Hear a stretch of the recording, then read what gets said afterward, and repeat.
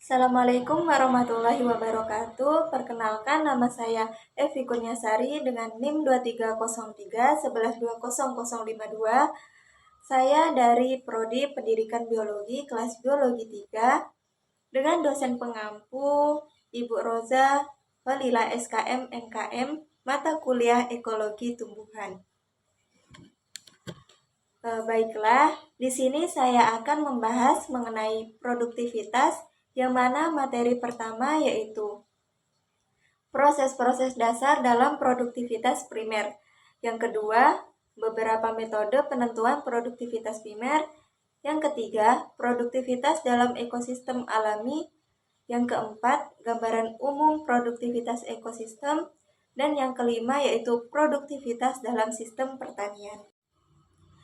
Apa itu produktivitas? Produktivitas itu adalah jumlah energi yang diterima dan disimpan oleh organisme-organisme pada suatu ekosistem. Selanjutnya masuk pada bagian materi yang pertama, yaitu proses-proses dasar produktivitas primer. Adapun faktor yang mempengaruhi produktivitas primer yaitu yang pertama proses fotosintesis, yang kedua proses respirasi, yang ketiga yaitu faktor lingkungan. Nah, faktor lingkungan ini dibagi menjadi dua. Yang pertama yaitu faktor eksternal, kedua faktor internal. Faktor eksternal sendiri meliputi cahaya, karbohidrat, air, nutrisi, suhu, dan tanah. Sedangkan faktor internal meliputi struktur dan komposisi komunitas, jenis, dan usia tumbuhan, serta peneduhan.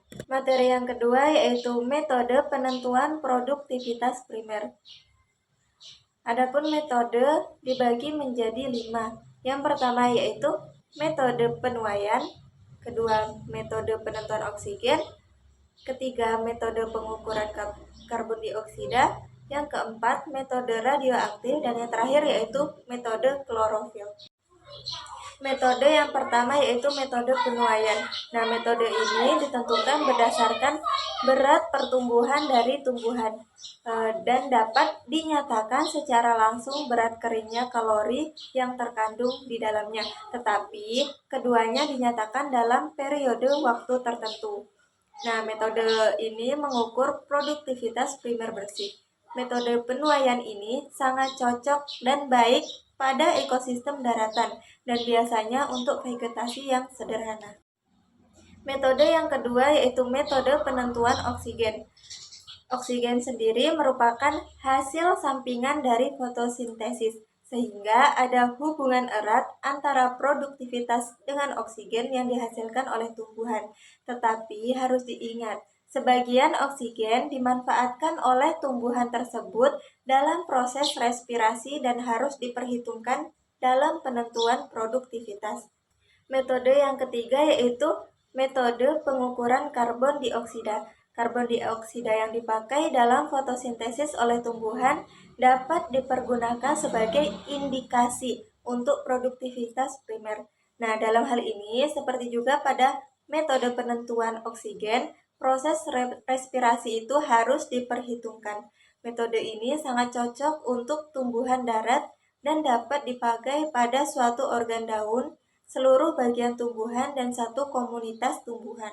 Metode yang keempat yaitu metode radioaktif. Materi aktif yang dapat diidentifikasi radiasinya dimasukkan dalam sistem. Misalnya, karbon aktif atau C14 dapat diintroduksi melalui suplai karbon dioksida yang nantinya diasimilasikan oleh tumbuhan dan dipantau untuk mendapatkan perkiraan produktivitas.